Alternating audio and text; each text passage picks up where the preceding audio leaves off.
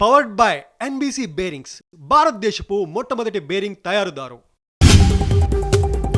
BC రిజర్వేషన్ల కోసం క్షేత్రస్థాయిలో అన్ని రకాల ప్రయత్నాలు చేశామన్నారు సీఎం రేవంత్. 4 నెలలైనా 2 బిల్లులను రాష్ట్రపతి ఆమోదించలేదన్నారు. బిల్లుల్ని అడ్డుకుంటున్నారన్నారు. యూపీలో, గుజరాత్లో ముస్లింలకు రిజర్వేషన్లు ఇస్తున్నారని చెప్పారు. వైసీపీ హయాంలో చేనేత పరిశ్రమ పూర్తిగా దెబ్బతిందన్నారు సీఎం చంద్రబాబు. చేనేతల శ్రేయస్సు కోసం తాము ఎంతో చేశామని, ఇంకా చేస్తున్నామని వివరించారు. అమరావతిలో హ్యాండ్లూమ్ మ్యూజియం ఏర్పాటు చేస్తామన్నారు సీఎం. బీజేపీలో బీఆర్ఎస్ విలీనమంటూ దుష్ప్రచారం చేస్తున్నారని, తెలంగాణ ఉన్నంతకాలం బీఆర్ఎస్ ఉంటుందని చెప్పారు కేటీఆర్. కాంగ్రెస్ బీజేపీలను 3 చెరువుల నీళ్లు తాగిస్తామన్నారు. కేసీఆర్ ను మళ్లీ సీఎంను చేసుకుంటామన్నారు. ఫెడరేషన్, ప్రొడ్యూసర్స్ కౌన్సిల్ మధ్య చర్చలు మొదలయ్యాయి. ఫెడరేషన్ తరపున, ప్రొడ్యూసర్ కౌన్సిల్ తరపున ప్రతినిధులు హాజరయ్యారు. 30% సాలరీ పెంపు, పని వేళలో, ఆదివారం లీవ్, సభ్యులతోనే షూటింగ్, ఈ 4 అంశాలపై చర్చ నడుస్తోంది.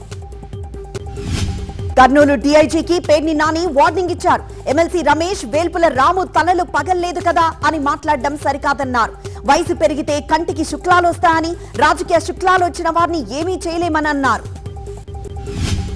వైఎస్ వివేకానందరెడ్డి కుమార్తె సునీత కడప జిల్లా ఎస్పీని కలిశారు. పులివెందుల్లో జరిగిన తాజా ఘటనలు చూస్తుంటే తన తండ్రి హత్య గుర్తొస్తోందన్నారు. అప్పుడు అవినాష్ పోలీసుల్ని బెదిరించారని, ఇప్పుడు అదే జరుగుతోందని చెప్పారు. ఛత్తీస్గఢ్లోని నారాయణపూర్ జిల్లా అబూజ్మడ్ అటవీ ప్రాంతంలో మావోయిస్టు అమరవీర్ల వారోత్సవాలు జరిగాయి. మావోయిస్టుల స్తూపాలు నిర్మించి ఫ్లెక్సీలు ఏర్పాటు చేసి నివాళులర్పించారు. ఆపరేషన్ కగార్ను ఓడిస్తామని చెప్పారు.